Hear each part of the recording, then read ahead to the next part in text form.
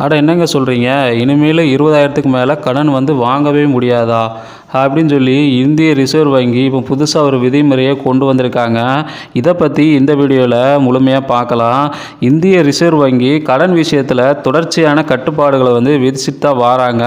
ஏன்னா எந்த அளவுக்கு கட்டுப்பாடுகளை விதிக்கிறாங்களோ அந்த அளவுக்கு மக்கள் நலனுக்காக தான் இந்திய ரிசர்வ் வங்கி இந்த கட்டுப்பாடுகளை கொண்டு வந்திருக்காங்க.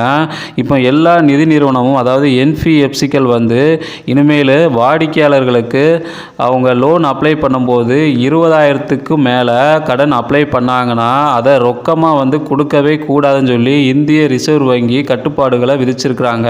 20,000க்குள்ளே நீங்கள் லோன் அப்ளை பண்ணும்போது வாடிக்கையாளர்கள் அவங்களுக்கு மட்டும்தான் அந்த ரொக்க பணமாக கொடுக்கணும்னு சொல்லி இந்த கட்டுப்பாடுகளை கொண்டு வந்திருக்காங்க.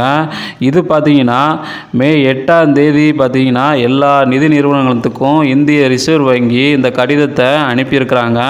அந்த கடிதத்தில் வருமான வரி சட்டம் 1961 பிரிவு 269 SS இந்த விதிகளின்படி எந்த நபருக்கும் 20,000 ரூபாய்க்கு மேலே கடன் அப்ளை பண்ணுற நபர்களுக்கு ரொக்கமாக பணமே கொடுக்கவே கூடாது. அதற்கு கீழே விண்ணப்பிக்கிறவங்களுக்கு மட்டும்தான் அந்த 20,000 பணத்தை ரொக்கமாக கொடுக்கணும்னு சொல்லி எல்லா என்பிஎஃப்சிக்களுக்கும் இந்த இந்திய ரிசர்வ் வங்கி இந்த கட்டுப்பாடுகளை கொண்டு வந்திருக்காங்க. இது எதனால் இந்த கட்டுப்பாடுகளை கொண்டு வந்தாங்கன்னு பார்த்தீங்கன்னா ஐஐஎஃப்எல் ஃபினான்ஸ் இந்த நிதி நிறுவனம் குறைந்த வட்டியில் gold loan, business loan, home loan இந்த மாதிரி ஐஐஎஃப்எல் ஃபைனான்ஸ் நிறுவனம் சட்டப்பூர்வ விதிமுறைகளை மீறி இருக்கிறாங்க.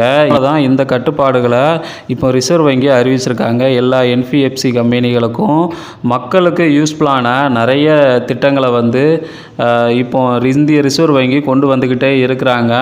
இது கண்டிப்பாக எல்லாத்துக்குமே யூஸ்ஃபுல்லாக இருக்கும் நான் நினைக்கிறேன். இந்த வீடியோ யூஸ்ஃபுல்லாக இருந்துச்சுன்னா லைக், ஷேர், கமெண்ட் பண்ணுங்கள். வீடியோ பற்றிய கருத்துக்களை கமெண்ட் பாக்ஸில் தெரிவிங்க. நன்றி.